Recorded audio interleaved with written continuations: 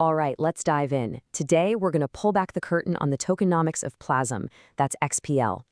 We're going to figure out how this whole system is designed to squeeze out value from just one single source of fuel.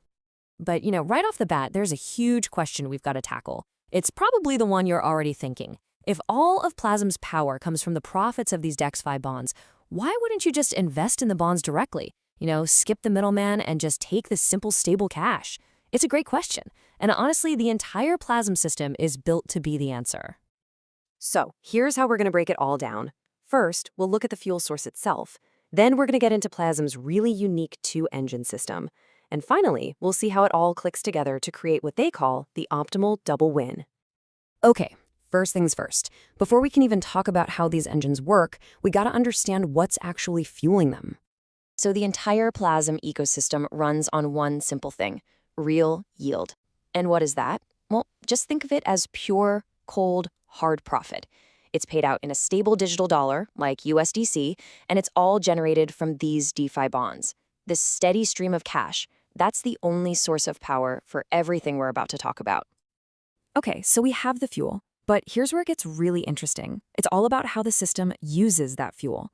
This is Plasm's core idea, and it's the answer to that big why question we started with.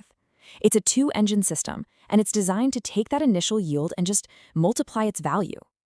And this is the genius of it, really. It's a two-pronged attack. It's not one or the other. You've got one engine that's constantly working to make your tokens rarer, more scarce.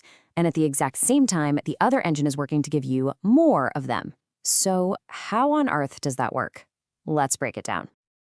All right, let's pop the hood on engine number 1. This one is all about creating value by, get this, systematically shrinking the total supply of the token.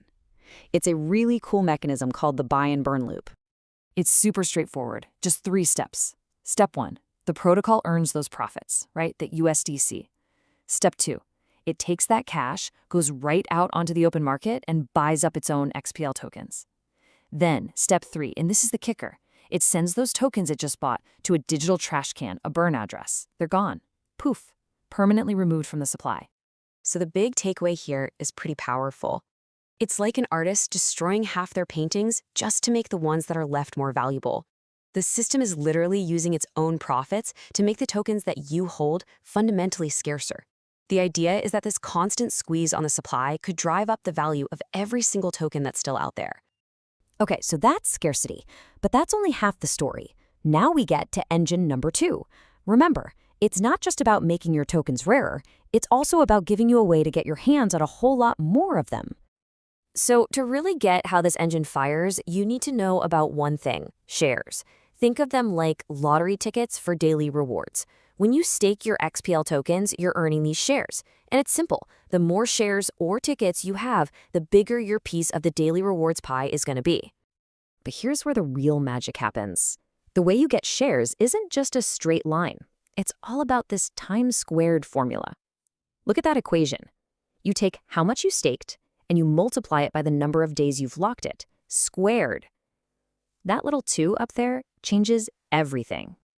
That squared part, that's not just a little boost. It's absolute rocket fuel for your rewards. I mean, look at this. If you lock for twice as long, let's say 20 days instead of 10, you don't get double the reward power. No. You get 4 times the reward power. It's a system designed to massively reward people who are in it for the long haul. So just to recap, we've got one engine making your tokens more scarce, and a second engine that can multiply how many you actually own. So what happens when you put them both together? Let's see how they work in sync to create this double win they talk about. And this table really just nails the difference. On one side, you can invest directly in the bonds. Your goal there is pretty simple: stable income. You get your USDC, and that's it. But on the other side, with XPL, you're playing a totally different game.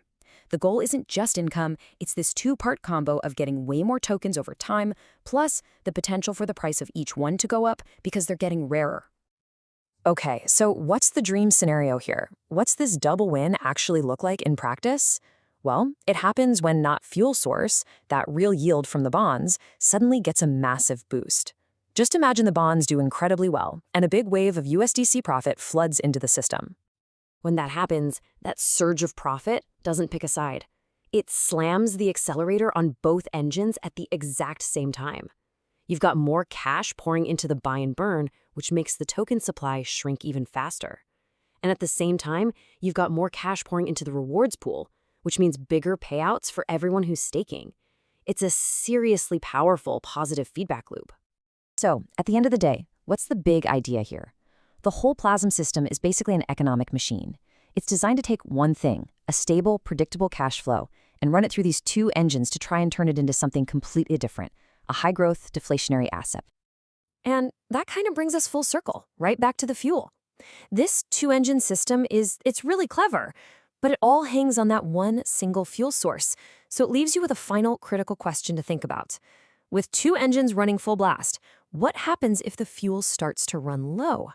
And that right there highlights both the incredible potential of this system and its biggest risk.